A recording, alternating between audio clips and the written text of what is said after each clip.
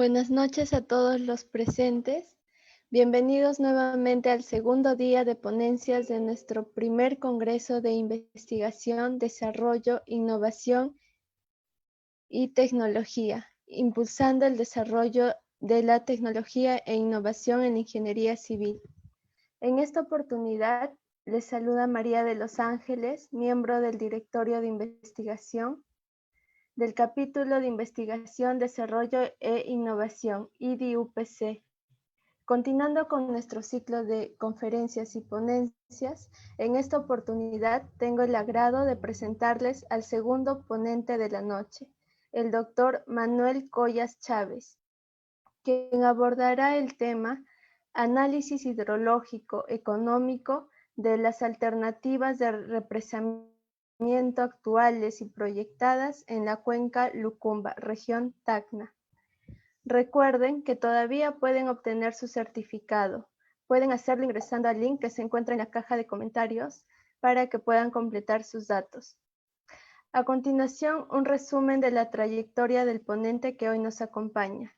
El ingeniero Collas es ingeniero mecánico de fluidos de la Universidad Nacional Mayor de San Marcos, maestro en ciencias con mención en gestión ambiental y desarrollo sostenible de la Universidad Nacional Jorge Basadre Grohmann. Doctorado en Ciencias Ambientales de la Universidad Nacional Jorge Basadre Grohmann. Cuenta con más de 30 años de experiencia en estudio de recursos hídricos. Actualmente trabaja como docente en la Universidad Peruana de Ciencias Aplicadas. Además, es especialista en evaluación de recursos hídricos en la Autoridad Nacional del Agua. Amigos, recuerden que pueden dejar sus consultas en la caja de comentarios, las cuales serán recopiladas por el equipo académico para su correspondiente absolución. Muchas gracias, ingeniero, por estar presente en este importante evento. Bienvenido.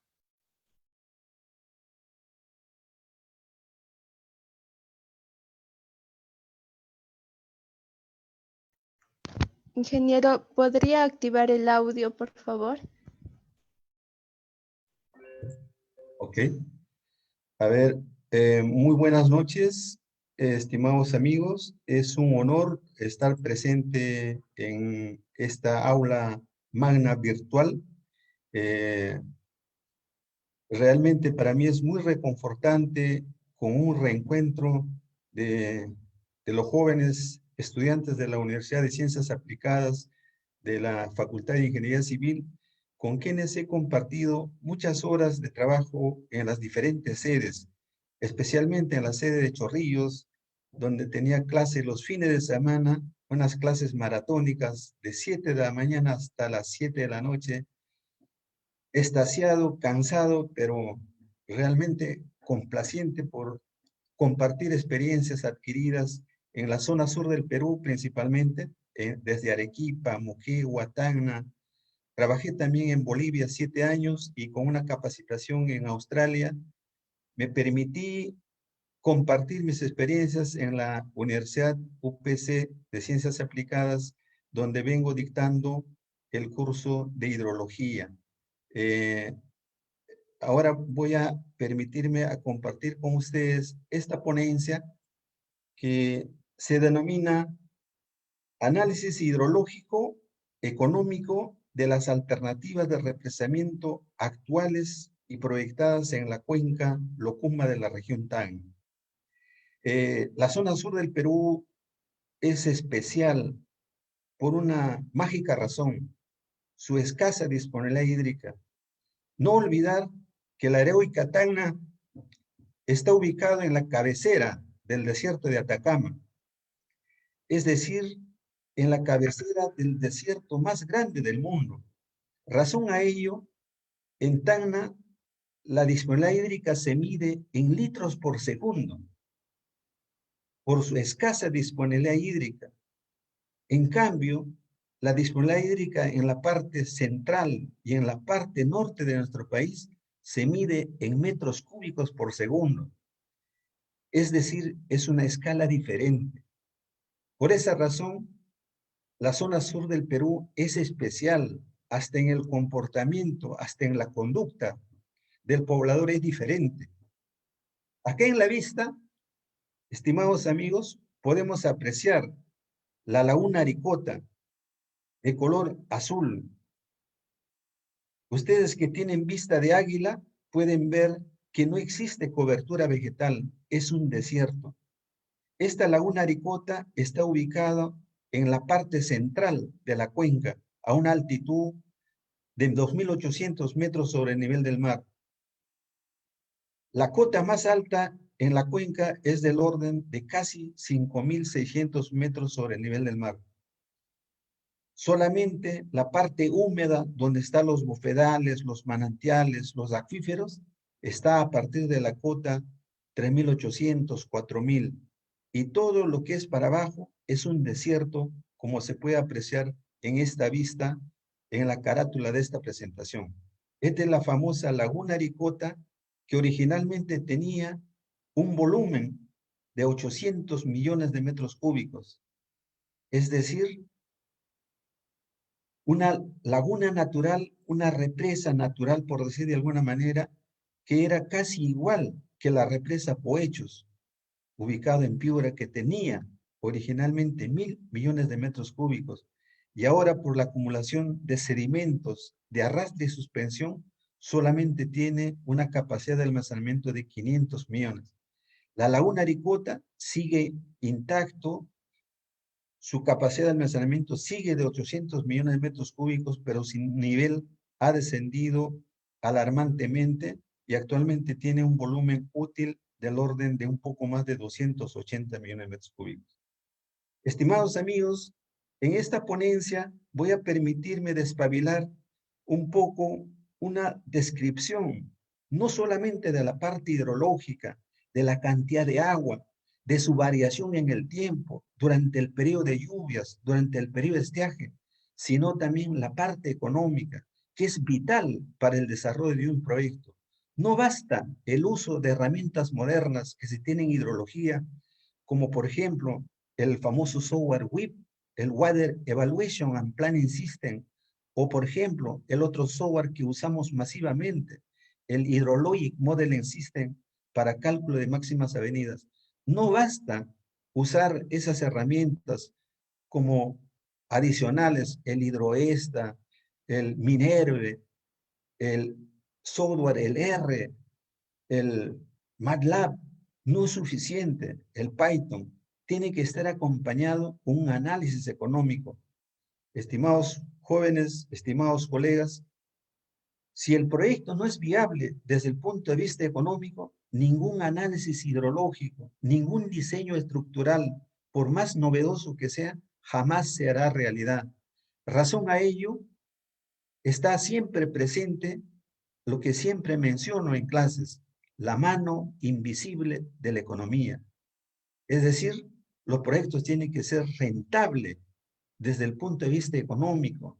Los indicadores económicos como la tasa interna de retorno, el valor actual neto, tienen que estar amarrados a las disponibilidades hídricas, como vamos a ver en el desarrollo de esta ponencia.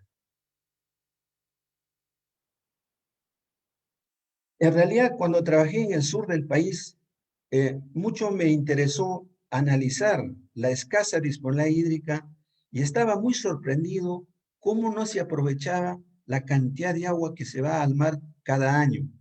En promedio, un poco más de 18 millones de metros cúbicos cada año se va al mar sin ser aprovechado. Y ahí surge la pregunta, si estamos en una zona de desierto, estando en la cabecera del desierto de Atacama, ¿acaso no es viable plantear represas en las diferentes microcuencas del río Locumba? Obviamente, obviamente, la respuesta cae por gravedad, por su propio peso. Razón a ello, los objetivos específicos de este trabajo ha sido analizar la relación de la disponibilidad hídrica con los costos, los beneficios económicos de la represa, de las diferentes represas existentes y proyectadas, como por ejemplo la represa Cayazas, la represa Caliente Santa Cruz, la represa Coltane, Turunturún, Culco, Cularjahuira. Todos esos son nombres aymaras. La nación aymara domina en el sur del país. Razón a ello, el nombre de los cerros, de los ríos, de las represas, son con palabras aymaras. Otro de los objetivos ha sido, colegas, estimados amigos, desarrollar un modelo de simulación hidrológica utilizando la herramienta moderna, el WIP, Water Evaluation and Planning System, un software libre diseñado por el Instituto de Estocolmo, que tiene gran versatilidad no solamente para el análisis hidrológico, sino también para el análisis económico. La zona sur del país, estimados amigos, es como se ve en estas vistas fotográficas, una zona muy accidentada topográficamente, rodeado de volcanes. Ahí se encuentra el volcán Tacora, el volcán Yucamani, todos los volcanes, y en sus entrañas se encuentran cuantiosos minerales, principalmente de cobre, de oro, de plata. Eso hace, amigos, de que la infiltración, debido a las altas precipitaciones en la zona húmeda, se generen manantiales y se tengan manantiales con alta concentración de boro y arsénico. Es decir, existe una alta contaminación natural. Apelando a una envidiable vista que ustedes tienen, hasta podría decirse vista de águila, en la parte derecha se ve el emplazamiento del río Salado, de color lechosa, como se puede ver. Eso es debido a la alta concentración de boro y arsénico. Esto hace, estimados amigos, de que el Valle de Locumba, a pesar que tiene un clima envidiable, donde podría producirse cualquier cédula de cultivo, solamente está limitado al cultivo de la alfalfa, de la cebolla, de un poco de algodón, de ají, pero no se tiene frutas. Eso fue mi primera impresión cuando llegué hace muchísimos años atrás a trabajar a la zona sur del Perú, a la heroica Tacna. Siempre mi pregunta era, ¿por qué no se tiene fruta en este hermoso valle? Y la respuesta cae nuevamente por gravedad, por su propio peso, debido a la calidad de agua, a la alta concentración de boro y arsénico. Entonces, colegas, el sur del Perú no solamente tiene el problema de la escasa disponibilidad hídrica, sino esa poca cantidad de agua tiene contaminación natural con elementos pesados que son dañinos para la salud. Y no solamente el problema está en cuanto a la disponibilidad hídrica, sino también a la topografía, como se puede ver en esta vista. Por ejemplo, considero que es singular y tal vez única en su género plantear una represa de almacenamiento de 5 millones de metros cúbicos de capacidad en este tipo de configuración topográfica. Esto es una vista de la represa Caliente Santa Cruz, al pie de un volcán, donde la cantidad de agua se incrementa en el periodo de lluvias y tiene alta concentración de fierro, de boro y de arsénico. Haciendo el análisis hidrológico, en esta parte determinamos y cuantificamos que el volumen de almacenamiento máximo de esta represa sería de 5 millones de metros cúbicos de capacidad para dar de agua a todo el sector de riego de Candarave, la margen izquierda de Candarave. Es una provincia altoandina ubicado a una cota de 3.500 metros sobre el nivel del mar. Estimados amigos, acá podemos ver a grandes rasgos el emplazamiento de la cuenca del río Locumba. Como se puede ver, una extensión un poco más de 4.330 kilómetros cuadrados. Esta es su configuración Y en la parte central se encuentra la laguna Aricota, que he descrito hace instantes. Como se puede ver, esta laguna está emplazada casi en la parte central de la cuenca, a una altitud de 2.800 metros sobre el nivel del mar. Recepciona los aportes de dos valiosos ríos de esta cuenca, el río Salado y el río Cayazas. Actualmente son aportantes naturales de esta laguna, pero acá se ha planteado el emplazamiento de dos represas. No existe en la práctica, está en los documentos, en los papeles, en los proyectos. Algún día se hará realidad, no lo dudo. Lo que sí está en operación es la represa Cularjahuira, una pequeña represa que originalmente solo tenía 300.000 metros cúbicos de capacidad de almacenamiento. Ahora, gracias a cooperación extranjera, han logrado encimar y almacena hasta 1.000.000 de metros cúbicos de agua en esta zona de Cularjahuira para atender al distrito de Camilaca, ubicada a una altitud casi de 3.800 metros sobre el nivel del mar, una zona agrícola esencialmente, donde siembran esa aromática planta, el orégano. De hecho, por su aroma especial, pienso que todo Lima consume el orégano que se produce en esta zona debido a su calidad incomparable. La zona sur del país, amigos, no solamente es incomparable por las características que les he mostrado, sino también por la escasa precipitación que se tiene en sus cuencas. La precipitación en años húmedos apenas puede llegar a 700, 750 o 800 milímetros por año, en años excepcionalmente húmedos, pero también en años excepcionalmente secos, como el año 82-83, donde se presentó una sequía, tal vez una sequía milenaria, que jamás se ha presentado en la zona sur del Perú. La precipitación no llegó ni a 50 milímetros, como se puede ver en estos pluviogramas. Estos gráficos, estimados amigos, corresponden al registro de la precipitación en la parte altoandina de la región Tacna de la cuenca del río Locumba a una cota del orden de 3.500 a 4.500 metros sobre el nivel del mar, que han sido registrados en las estaciones de Tacalaya, en la estación Quebrada Honda, en la estación Suches, en la estación Candarabe, que han sido analizadas minuciosamente para ver sobre todo la calidad de su información, porque un estudio hidrológico, el primer paso es explorar, verificar la calidad de la información mediante técnicas estándar que ya se tiene a la fecha, como es, por ejemplo, el análisis de los pluviogramas, el análisis de doble masa, o también el vector regional, que lo podemos ver fácilmente con la herramienta accesible de fácil manejo, el HydraAccess, valiosa herramienta que nos acompaña día a día en el quehacer hidrológico.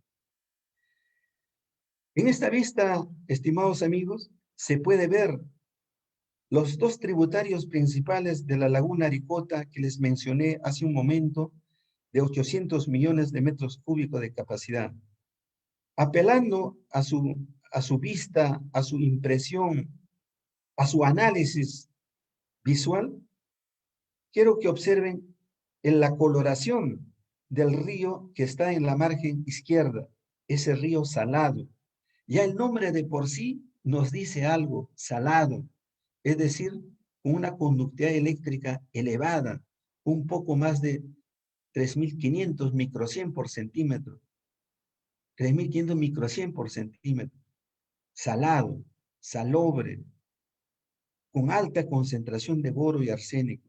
Y esta en la margen derecha son los aportes del río Cayazas, agua de mejor calidad, hasta cuando se juntan no se pueden mezclar fácilmente.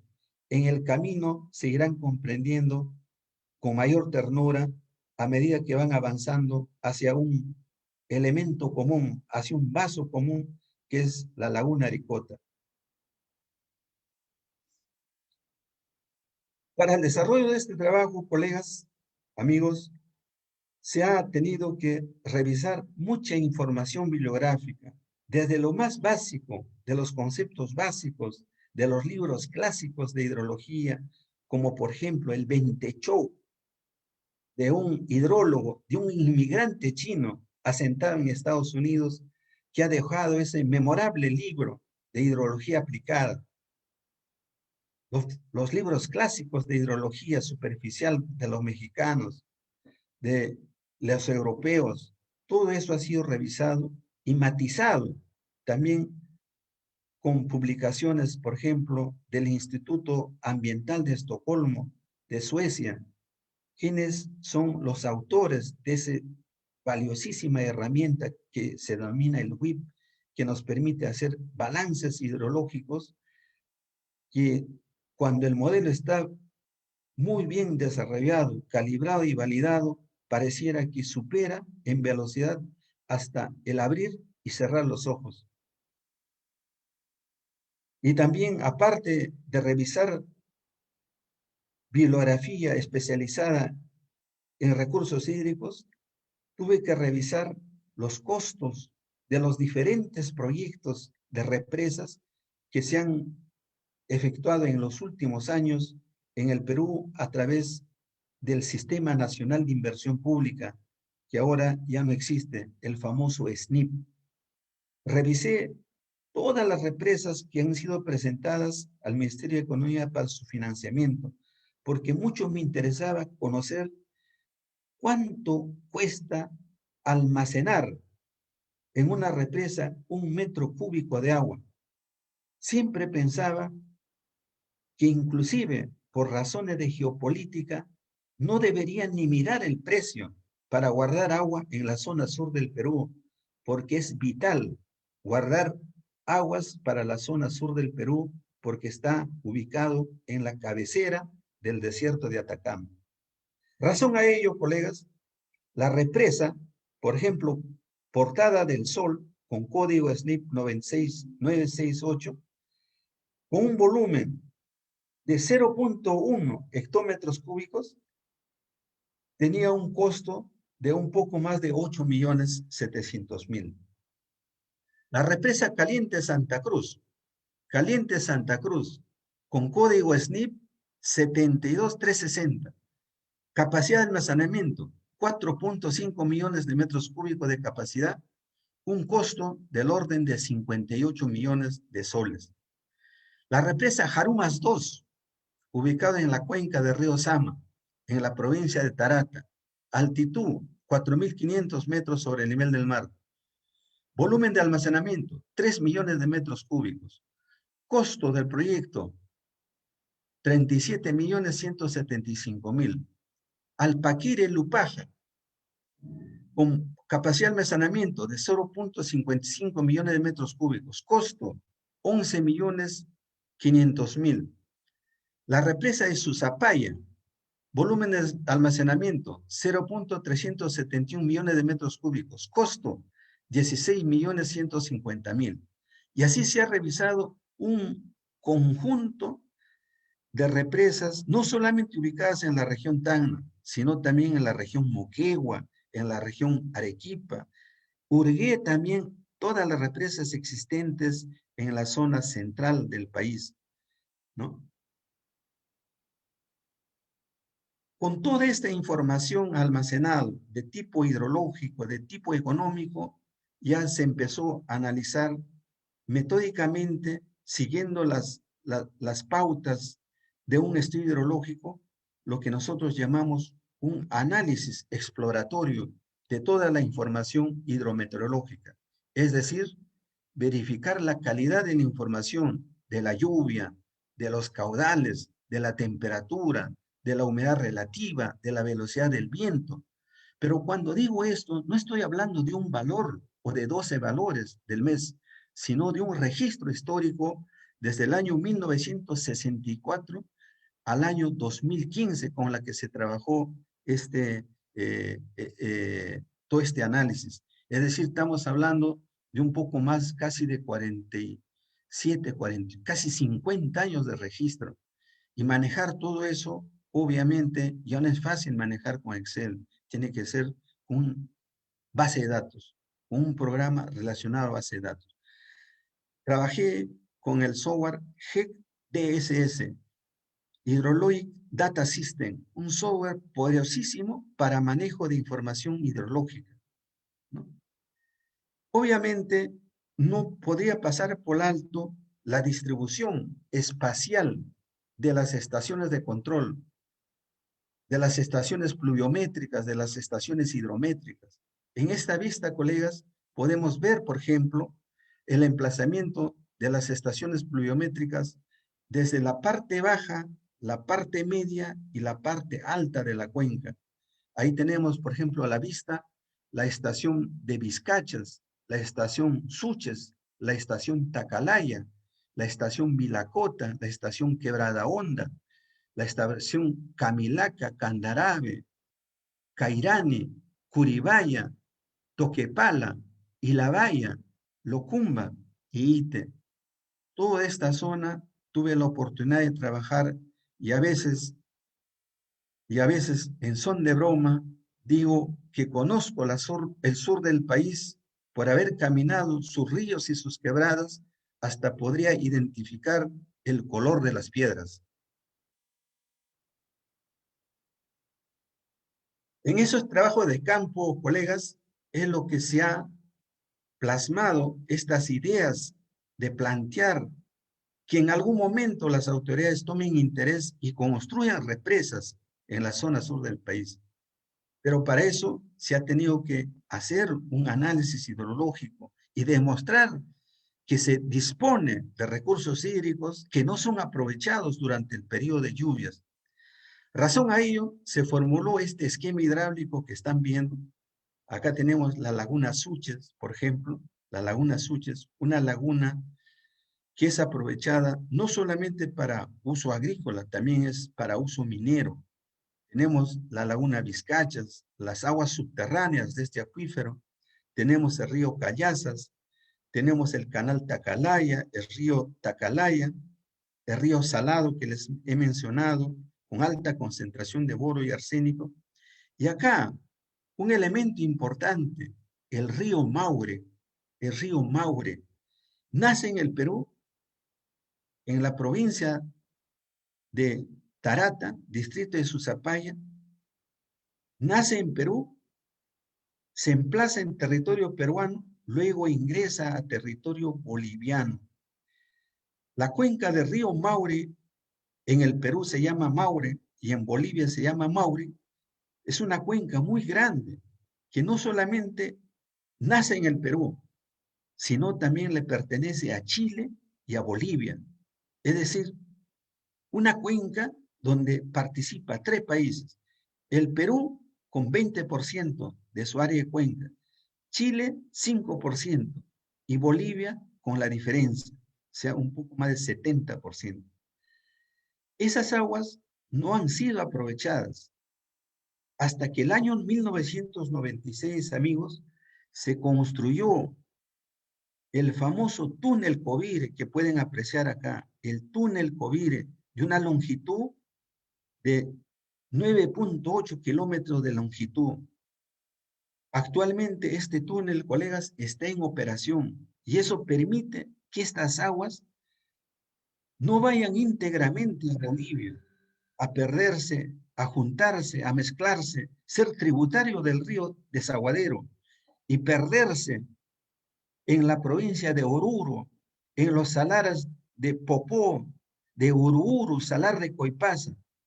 No, de alguna manera hemos aprovechado y estamos aprovechando desde el año 1976 las nacientes del río Maure son captadas en esta zona que se llama Covire y mediante un túnel de 9.8 kilómetros de longitud es captado estas disponibilidades y anualmente se deriva, amigos, en promedio un volumen del orden de 15 millones de metros cúbicos anuales. Toda esta disponibilidad hídrica, que son aguas de excelente calidad, es trasvasado mediante esta obra hidráulica y a través de un dique en el sector de Cano y otro túnel que lo denominamos Ichicoyo, es trasvasado a la región Tacna hacia la laguna Aricota. Diría yo que es la obra hidráulica más importante que se ha construido en los últimos 30 años en el sur del Perú. Actualmente, su ejecución sería casi imposible por muchas razones, no solamente de carácter económico, principalmente de carácter social. Es muy probable que Bolivia no hubiera permitido que se construya esta obra. Es muy probable que Chile, que todos se hubieran opuesto, pero esa vez teníamos agallas, teníamos decisión y se hizo la obra. Cuando entró en operación, empezaron las protestas, pero ya la obra estaba hecha.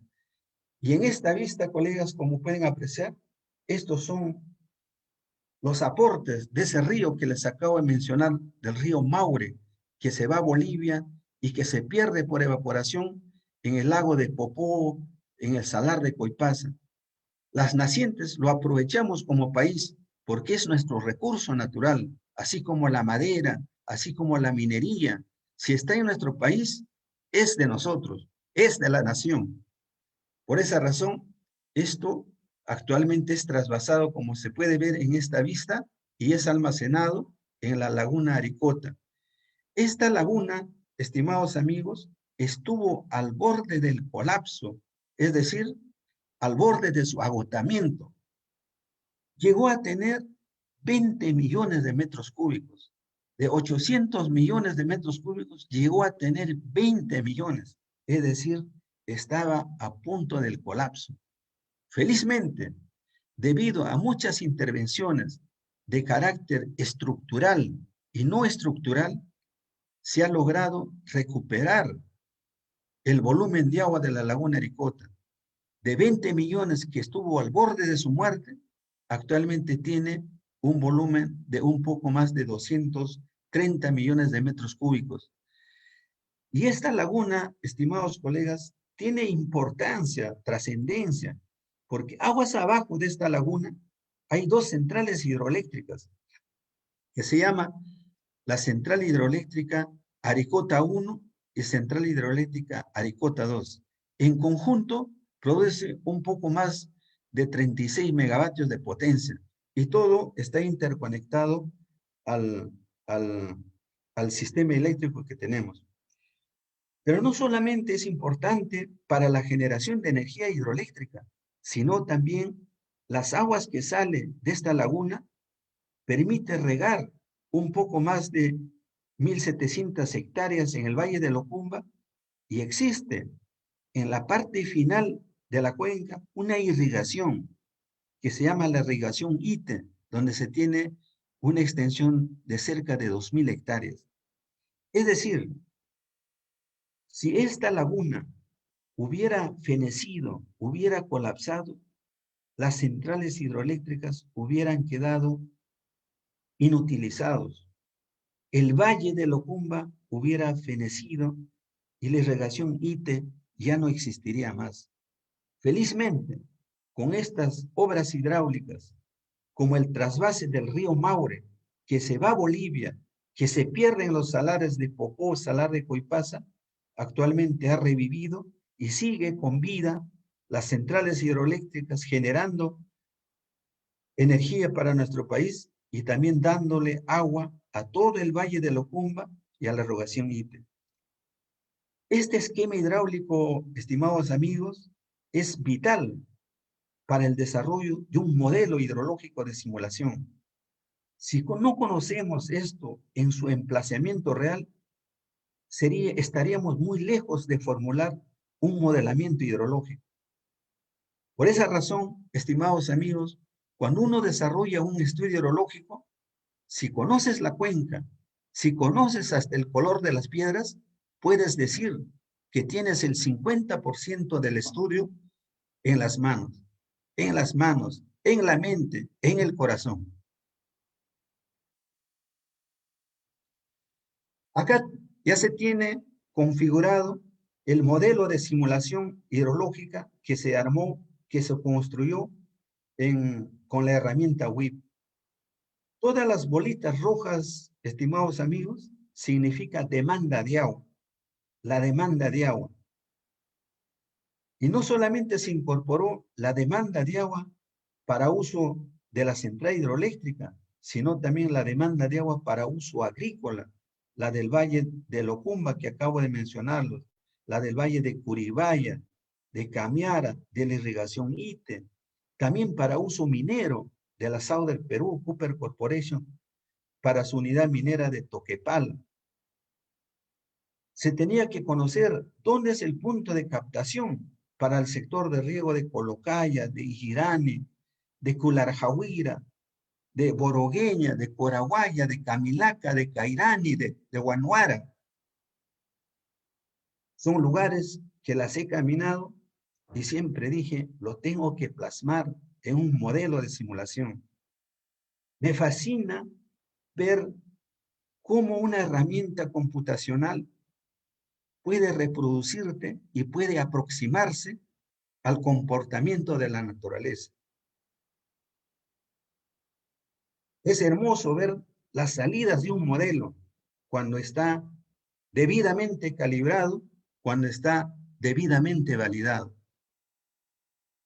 Este modelo de simulación permitió efectuar una comparación para el escenario sin proyecto y para el escenario con proyecto.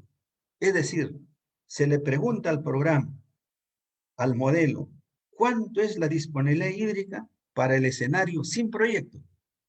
¿Cuánto es la disponibilidad hídrica para el escenario con proyecto? Eso es vital cuando uno desarrolla estudios de este nivel y de esta envergadura. Es decir, la palabra clave, disponibilidad hídrica para el escenario sin proyecto y disponibilidad hídrica para el escenario con proyecto. ¿Y cuánto es ese diferencial? ¿Cuánto es ese diferencial? ¿Y cuánto cuesta hacer esas obras hidráulicas? ¿Y cómo son sus indicadores económicos? ¿Cuánto es el valor actual neto? ¿Cuánto es la tasa interna de retorno? ¿Es rentable el proyecto? Son preguntas claves que hay que ir contestando en el desarrollo del estudio. Sería bueno, estimados amigos, de esta manera virtual, tomarles de la mano y llevarles a la zona, a la cuenca de Locumba, que se emplaza desde el Océano Pacífico a un poco más de 5.600 metros sobre el nivel del mar y en diferentes pisos altitudinales tiene un clima muy variable, muy diferente. En algunos lugares un clima extremadamente acogedor, como es en el Valle de Locumba, en Cinto, en Curibaya, como también climas inhóspitos en la parte altoandina, encima de los 4.000 metros, 4.500 metros. Cuando uno amanece y uno sale del campamento, los pequeños arroyos que se tienen ya no fluyen, sino están congelados debido a la temperatura que en las madrugadas fácilmente pueden alcanzar menos 20, menos 25 grados bajo cero. En toda esa zona se ha cuantificado la demanda de agua, amigos, en los sectores de riego de la parte alta, es decir, en la provincia de Candarave, a una cota de 3.800, 3.700 metros sobre el nivel del mar, donde se tiene una extensión de un poco más de 4.500 hectáreas, una zona estrictamente ganadera. Y cuando digo ganadera, significa una cédula de cultivos donde predomina la alfalfa. Alfalfa, full ganados, leche, queso, y a dónde venden su producto. Obviamente es vecino de la unidad minera de Toquepala, a esa unidad.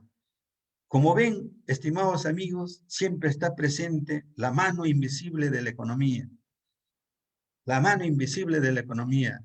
El agricultor candarabeño lleva su producto a vender no solamente a la ciudad de Tacna, sino también a los mercados próximos que se tiene, ahí como la unidad minera de Toquepala, de Cuajone, de Locumba, en todos esos sectores. Y la demanda de agua, como pueden ver, estimados amigos, se incrementa en los meses de junio, julio, agosto, septiembre. Y ahí la gran pregunta, pero si acá la demanda se incrementa exponencialmente, en estos meses no hay lluvia. Efectivamente, colegas, la naturaleza a veces es tan ingrato, la cantidad de lluvia está concentrado en enero, febrero, marzo, pero la demanda está concentrado en los meses en que no llueve.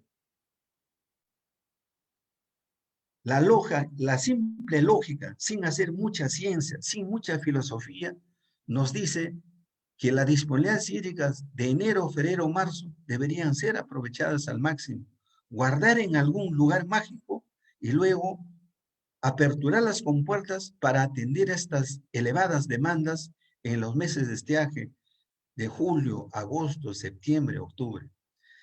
Si eso es así, en la parte altoandina de la cota 3.500 metros hacia arriba, la pregunta sería, ¿y cómo es en el valle costero? Es decir, a una cota de 500, 800 metros sobre el nivel del mar, donde está el valle de Locumba, la irrigación ITE. Es similar. La demanda de agua, como pueden apreciar, colegas, se incrementa en los meses de julio, agosto, septiembre, octubre, con demandas que superan los 3.500 litros por segundo o su equivalente, 3.5 metros cúbicos por segundo. Oh, sorpresa, en estos meses no tenemos agua o existe poca agua debido a la ausencia de represas. Una vez más, la respuesta cae por gravedad, cae de maduro, es decir, requerimos más represas. No olvidar, amigos, que el 75% de la disponibilidad hídrica de los ríos de la zona sur del país está concentrado en enero, febrero, marzo, y luego llega a su mínima expresión, lo que nosotros le denominamos el caudal base, es decir, el caudal que solo se debe al aporte de los manantiales, del agua subterránea, pero ya no del agua que cae del cielo, ya no es de la precipitación, sino es el aporte de los acuíferos.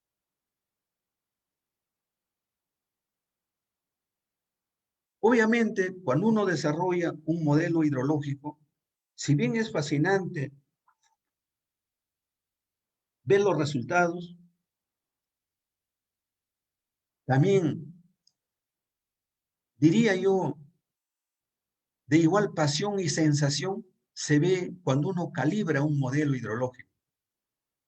Yo diría, es como de un gran viaje a un lugar soñado, pero antes de pisar su primer plazuela, tienes que ver si aún estás en sueño o ya estás pisando realidad. Eso nos pasa cuando hacemos un modelo hidrológico.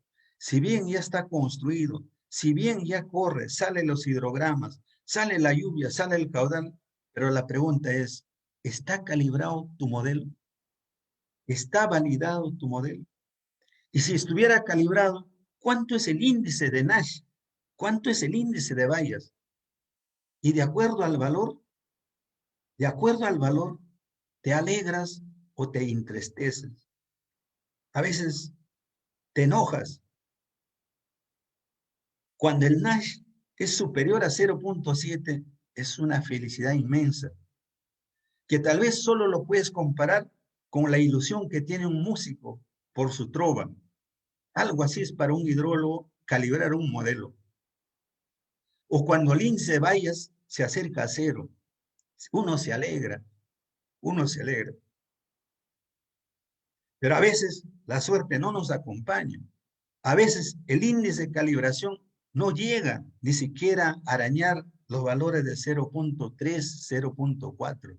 Y cuando sucede eso, uno se entristece.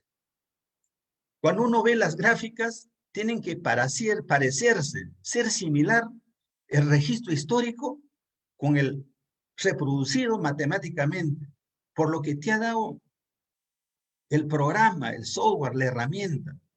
Si son parecidos, uno se alegra. Es incomparable esa emoción. Como se puede ver acá, en esta gráfica, colegas, se ve la calibración que se ha desarrollado con los volúmenes de almacenamiento de la laguna Aricota. La línea azul significa el volumen almacenamiento histórico registrado ahí con equipos que se tienen. Y el rojo es el producido matemáticamente por el modelo.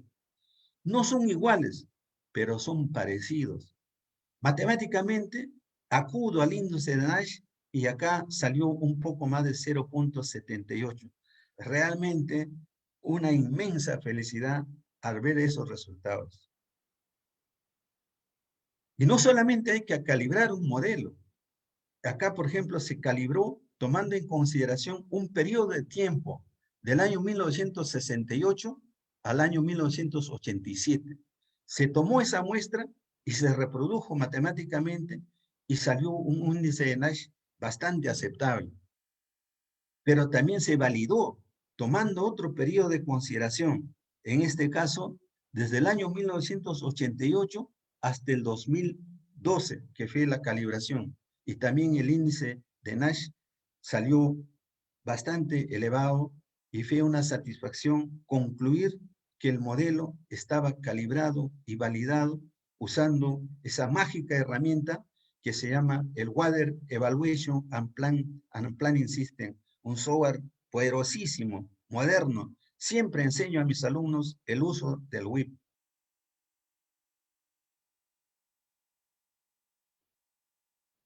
Bueno, colegas, como hemos visto la cuenca sin ninguna represa, parece que ya es hora y es oportuno presentar la cuenca ya con las represas proyectadas.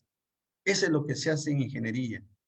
Si bien no está físicamente emplazado estas represas, en algún momento se tiene que hacer esa represa, se tiene que hacer esa represa. Acá tenemos, por ejemplo, en papel, en mente, en corazón, la represa Calientes. Todavía no existe en la realidad, se tiene que hacer con capacidad de almacenamiento de 5 millones de metros cúbicos de capacidad. Igual acá, la represa Cayazas, capacidad de almacenamiento, 10 millones de metros cúbicos, todavía no existe, pero tiene que existir. En algún momento se tiene que construir porque es una necesidad. De igual manera, la represa Turunturún para 1 millón de metros cúbicos de capacidad, la represa Coltani para 3 millones de metros cúbicos de capacidad, la represa Culco para 40 millones de metros cúbicos de capacidad. Acá está la famosa laguna Aricota, que es un reservorio natural, no necesita ninguna obra hidráulica. Y en la parte final de la cuenca se tiene la represa Ite para 4 millones de metros cúbicos de capacidad para atender las demandas de la irrigación Ite que está próximo al océano. Estas son las represas que se han planteado, estimados colegas, y se desarrolló y se incluyó en el modelo de simulación para responder a la pregunta, disponibilidad hídrica para el escenario con proyecto, sin proyecto y con proyecto, ¿no?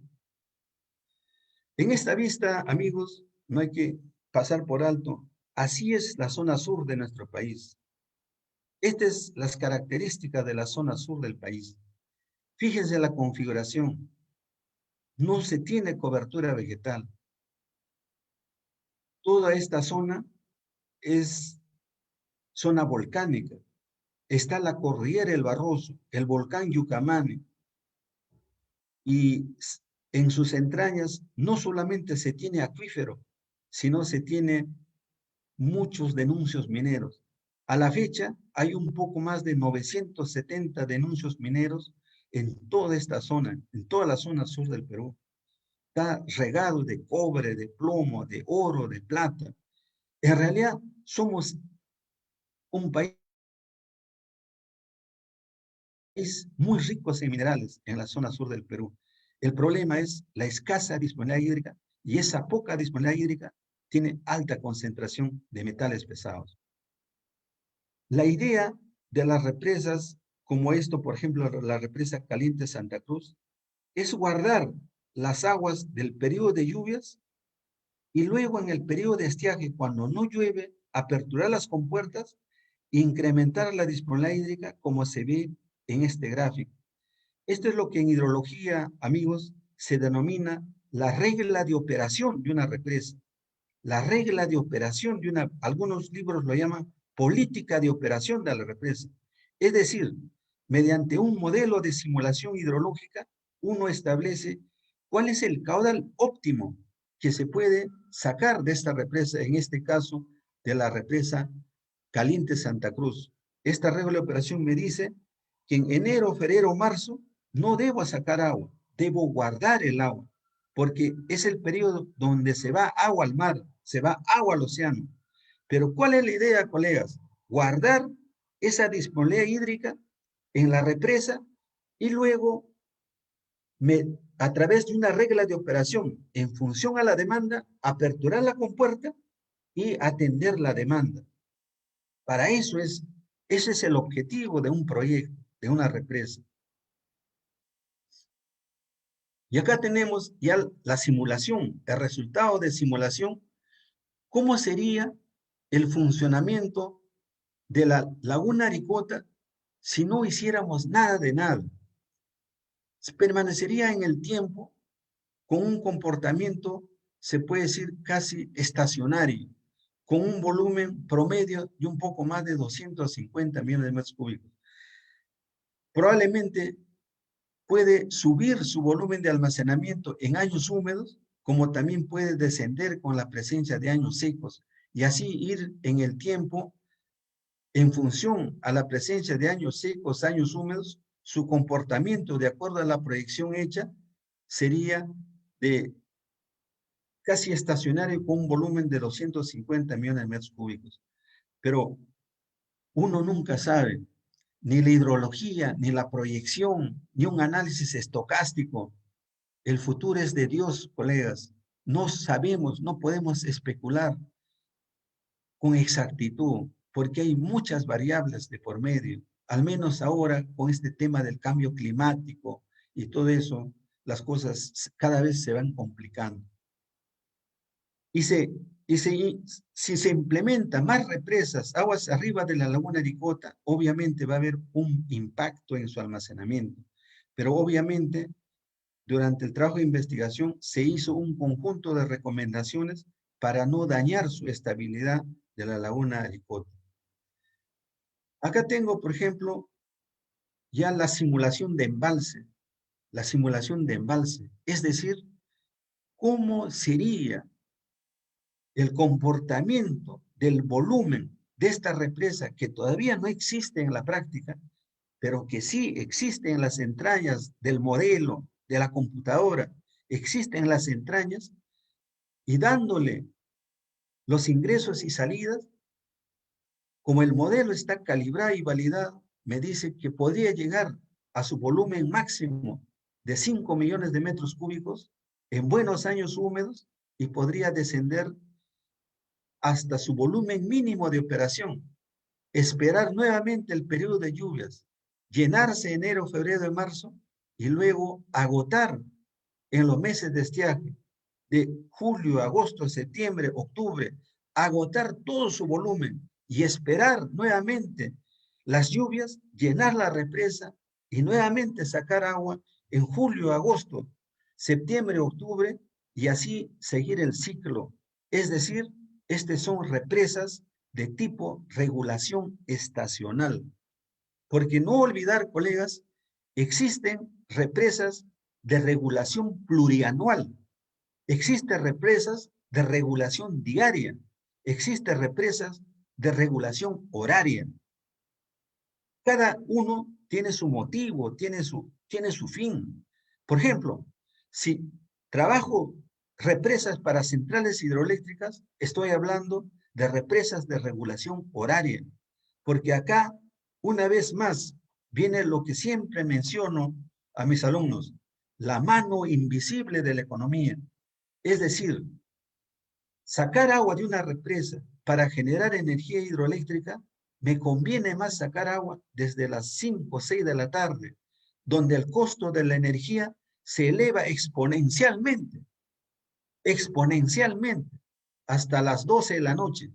Y de ahí el costo de la energía se viene abajo. El costo de la energía en horas de valle es mínimo. Entonces, a los que producen energía les gusta explotar agua de las represas en esas horas que se llama horas punta. Pero ese es para una represa de regulación horaria. En este caso, estamos hablando de represas de regulación estacional. Estacional. ¿Eso qué significa? Aprovechar las aguas del periodo de lluvias de enero, febrero, marzo, guardar en una represa, esperar el mes crítico de estiaje, junio, julio, agosto, aperturar la compuerta y de acuerdo a la regla de operación, sacar aguas de la represa y atender mi demanda. Así se formuló en el modelo y estas son las respuestas del modelo. Realmente quedé maravillado cuando vi estos gráficos, estos resultados, cuando le pregunté al modelo cómo era su comportamiento. Me botaba los volúmenes máximos, los volúmenes mínimos, los volúmenes máximos, los volúmenes mínimos.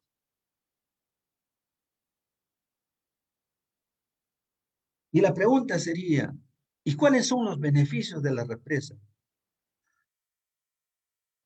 De las represas planteadas. Acá vimos dos de ellos, colegas. Para las represas tal vez más importantes para la provincia de Candarave, de la represa Callazas y de la represa Caliente Santa Cruz. Si se hace la represa Callazas, que les mencioné originalmente, con una capacidad de 10 millones de metros cúbicos, la provincia de Candarave se beneficiaría muchísimo porque su disponibilidad hídrica, que actualmente es la línea azul, se elevaría, colegas, como menciona estas líneas rojas, es decir, un poco más se duplicaría su disponibilidad hídrica en los meses que más necesitan, es decir, en agosto, septiembre, octubre.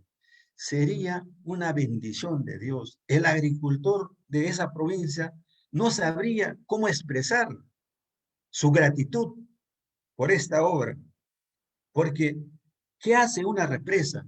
Regula el comportamiento de la naturaleza. Si bien la naturaleza nos ha dado lluvia enero, febrero, marzo, pero mediante una obra hidráulica, esa masa de agua del periodo de lluvias lo podemos aprovechar en los meses que no se tiene agua, donde el río apenas tiene vida por el aporte del agua subterránea, o lo que nosotros llamamos el caudal base. En los dos casos, colegas, como pueden apreciar, en el escenario con proyecto se incrementa casi al doble la disponibilidad hídrica de estos sectores de riego, la de Callazas, la de Caliente Santa Cruz. De igual manera, en la parte final de la cuenca, en la zona de Ite, ¿no? En la zona de Ite, ya no se iría al mar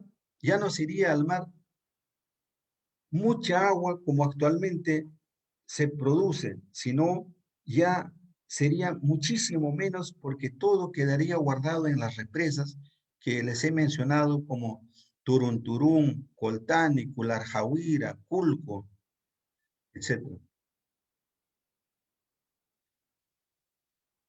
Ok, estimados amigos, yo sé que hay muchas cosas que va quedando en el tintero, pero me imagino que en la etapa de preguntas podría aclarar o despabilar algunas cosas que se va quedando en el tintero. Esta vez quiero entrar un poco más a la parte económica, o como vuelvo a reiterar, la mano invisible de la economía, que es lo fundamental en la vida y mucho más fundamental en los proyectos, porque si no se tiene un valor actual neto mayor a cero, una tasa interna de retorno mayor al mercado, nuestro proyecto no será viable. No será viable. Razón a ello, se analizó todas las represas de la zona sur del Perú. Se relacionó el costo de la represa, en millones de soles y también sus indicadores económicos para cada una de las represas. La idea era determinar cuánto cuesta almacenar 1 metro cúbico de agua en la zona sur del país. Es decir, si alguien viene a la Universidad UPC y pregunta cuánto costaría sin 1 millón de metros cúbicos de capacidad de almacenamiento una represa, bastaría multiplicar por el costo de 1 metro cúbico, que es alrededor de 31 soles por metro cúbico, como vamos a ver en las láminas siguientes. Acá, estimados amigos, se ve el emplazamiento de otra represa. Esta es de la represa Culco. Como pueden ver, en la zona sur del Perú se tiene una topografía muy accidentada, como pueden apreciar, muy accidentada. No existe otros lugares, lamentablemente. No es como el norte. El norte, la topografía es totalmente diferente. Yo he andado por mi trabajo, yo trabajo en la Autoridad Nacional del Agua y he andado por la zona de Poechos, he estado en Zarumilla, he estado en Tumbes, he ingresado al territorio ecuatoriano y es totalmente diferente. Realmente cuando caminaba por esos lugares, en mi mente seguía la topografía de la zona sur del Perú.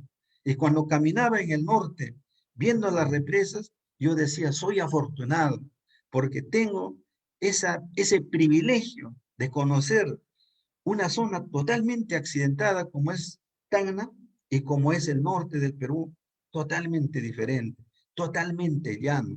Razón a ello, la represa Poechos tiene pues una capacidad de almacenamiento original de 1.000 millones de metros cúbicos y ahora está solamente con 500 debido al volumen muerto, a la acumulación de sedimentos. ¿Ya? Razón a ello, estimados amigos, también me permití clasificar cuánto sería el costo por metro cúbico de agua en la región de Arequipa. Después de revisar mucha información, concluí que en Arequipa, debido a su topografía un poco mejor que de Tacna, el costo sería un poco más de 2.63 soles por metro cúbico. En Moquegua, un poco más de 3.72 soles por metro cúbico. En Ayacucho, 11.14 soles por metro cúbico.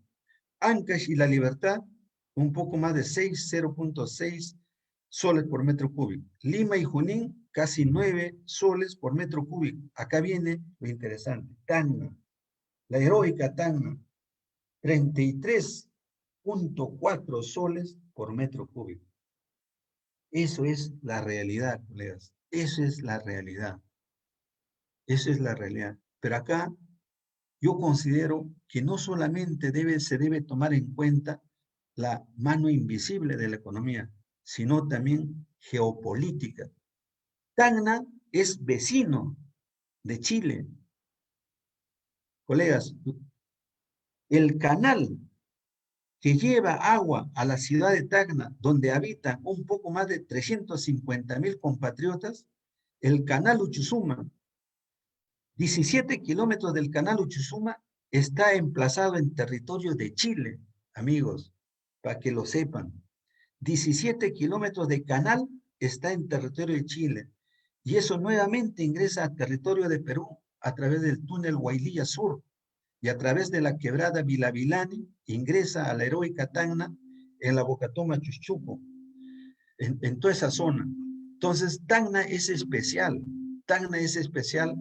por esa razón. Entonces, no solamente se debe considerar la parte económica, sino también la parte geopolítica. Y finalmente, colegas, todo tiene su final. Llegamos a la etapa de conclusiones y recomendaciones. Y obviamente, de hecho, debe haber muchas preguntas que con todo gusto los abordaré.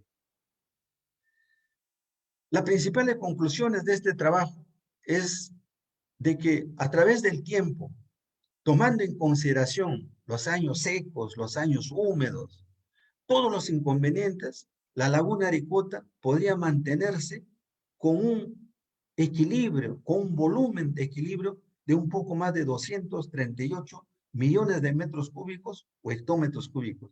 De acuerdo al análisis hidrológico efectuado, el caudal de ingreso y el caudal de salida a este hermoso vaso es más o menos del orden de 92 millones de metros cúbicos por año. La operación de las represas, que aún no existen en la práctica, sino está plasmado en los modelos hidrológicos, en los documentos, en los expedientes, como se llama la represa Callazas, la represa Caliente Santa Cruz, van a beneficiar muchísimo a esos sectores de riego de Candarave, de Santa Cruz. Su disponibilidad hídrica se va a incrementar, se va a duplicar en el periodo de estiaje. Y no hay que tener miedo a la construcción de represas, no va a hacer daño. De acuerdo a la simulación hidrológica, va a disminuir un poco el caudal de ingreso a la laguna Aricota, pero eso se puede remediar disminuyendo el nivel de filtraciones que existe en la laguna Aricota. Finalmente, amigos, el costo promedio de agua almacenada en Tacna es de 33.4 soles por metro cúbico, frente a 6.8 soles por metro cúbico de otras regiones del país, como el norte, por ejemplo, debido a muchos factores, como mencioné, a la topografía, a la geología, ¿no? Aún así, haciendo un análisis económico, el valor actual neto y la tasa interna de retorno son positivos, es decir, son proyectos totalmente viables.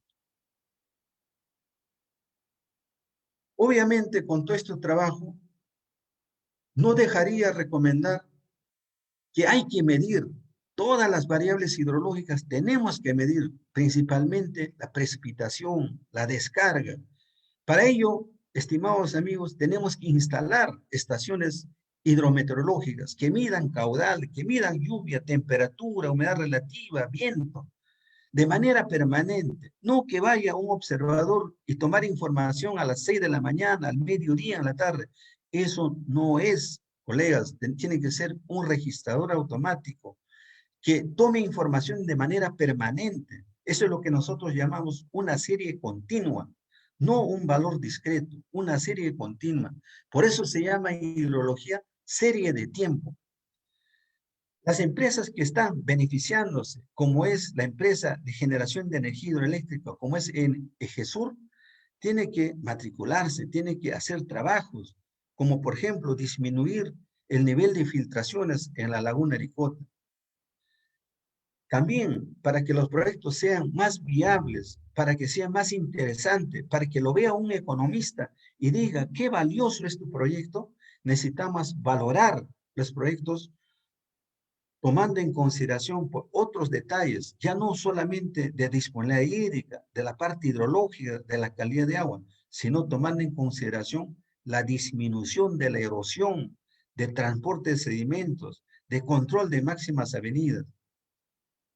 Y finalmente, amigos, un detalle técnico. Se tiene que ver la calidad de agua, se tiene que estudiar la calidad de agua. Ahí nos falta hacer más trabajos, nos falta más trabajos de investigación en la parte de hidroquímica. ¿Cómo podemos por lo menos disminuir la concentración de boro y arsénico de los diferentes ríos, de los diferentes tributarios, de ese río tan importante que es el río Locumba en la zona sur del Perú? Estimados amigos, muchísimas gracias por su paciencia, su tiempo. Ojalá en la etapa de preguntas pueda aclarar algunas dudas, algunas consultas. No me queda más que agradecerles y un fuerte abrazo a todos ustedes. Muchísimas gracias.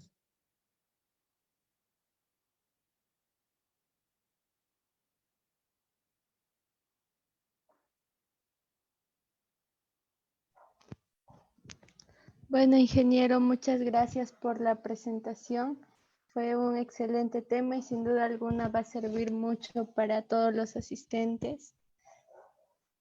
Bueno, una pregunta que surgió es, ¿cómo se podría disminuir el costo del agua en aquellas regiones donde su costo es demasiado elevado?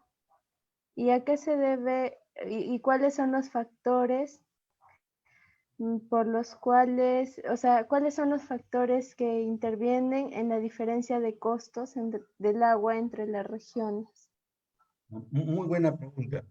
Eh, la primera parte, ¿qué haríamos para que disminuya el costo? Obviamente acá viene ya la mano de los diseñadores, de los ingenieros especialistas en estructuras, en mecánica de suelos. Tendrían que visitar los especialistas y formular qué tipo de represa es lo que se debe plantear para esa zona con una topografía muy accidentada.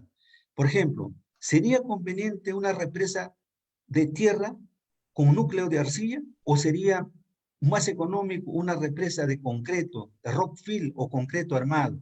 Tendrían los especialistas en estructuras definir ese tema. Otro, ¿a qué se debe? Es una buena pregunta. ¿A qué se debe? ¿Por qué el costo elevado en el sur del Perú frente a otros lugares?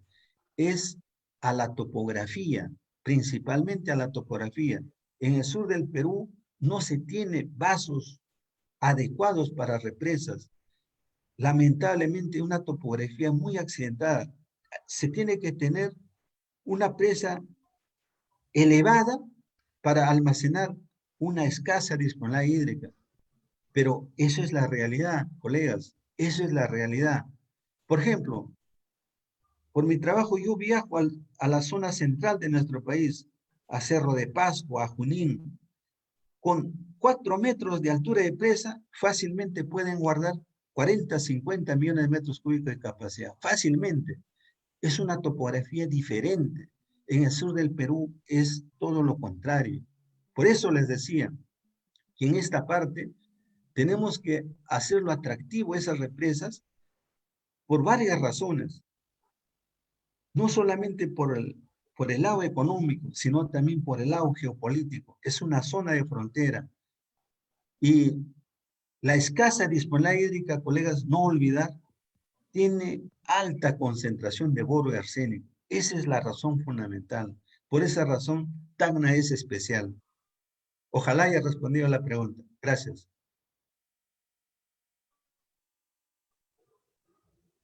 Responder. Me dicen que ahora Rogelio tiene una pregunta que él se la va a hacer llegar. A ver, buenas noches. Espero me puedan escuchar. Y Sí, sí, Rogelio.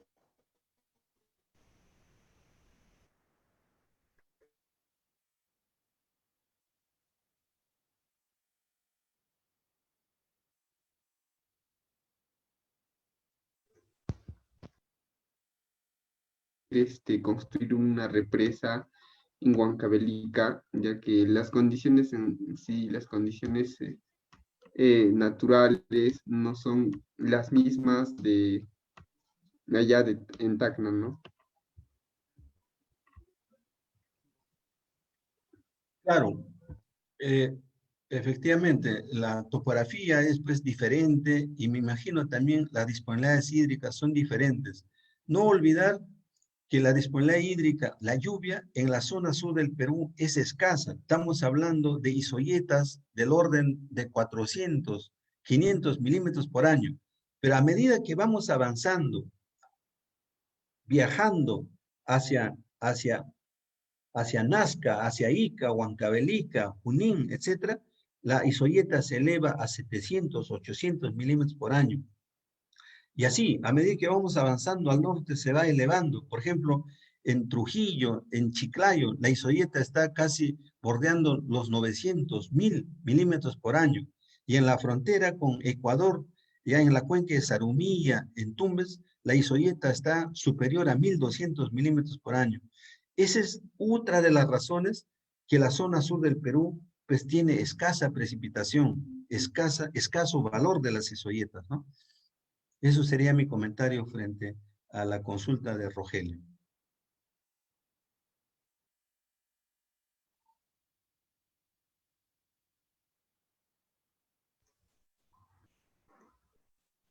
Bueno, ingeniero, me parece que ya no hay más consultas de parte de los chicos. Nuevamente agradecerle por la presentación, por su tiempo, por este interesante tema. ¿Algunas palabras finales de su parte? Bueno, solamente agradecerles y realmente para mí ha sido un honor. Nunca he hecho una disertación mediante esta vía, es la primera vez. Eh, eh, bueno, siempre hay un primer momento, esto ha sido, ya la próxima supongo que lo haré mejor con toda esta experiencia. Eh, y nada, solamente agradecerles a ustedes, al comité organizador, en especial al colega Rogelio, a ti, María de los Ángeles, a todos los jóvenes que han hecho posible este evento. Realmente no estaba programado dentro de mis actividades. Los sábados yo tengo clase alrededor de 10 horas, a pesar que he estado agotado, cansado, al borde del colapso. Yo dije, no puedo defraudarlos, haré la presentación, sacaré energía de donde no hay y espero no defraudarlos. Y eso es lo que he intentado hacer. Ojalá no los haya defraudado. No me queda más que agradecerles a todos ustedes y un fuerte abrazo. Muchísimas gracias. Adiós. Gracias, gracias, ingeniero. Bueno, muchas gracias de nuevo. Y asimismo, muchas gracias a todos los asistentes por acompañarnos en este segundo día de nuestro primer CONIDITEC. Y muchas gracias también al equipo IDIUPC por hacer posible este evento.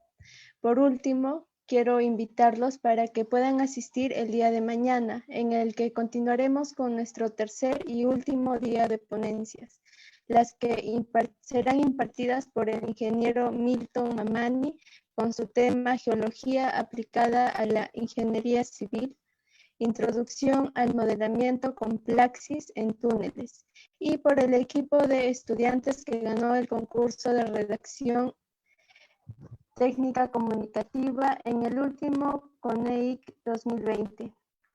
El tema es Sistema de reforzamiento ante la vulnerabilidad sísmica y agentes erosivos de viviendas de adobe, mediante mallas de maguey tarrajeadas con mezcla de barro y savia del tronco de maguey en zonas rurales.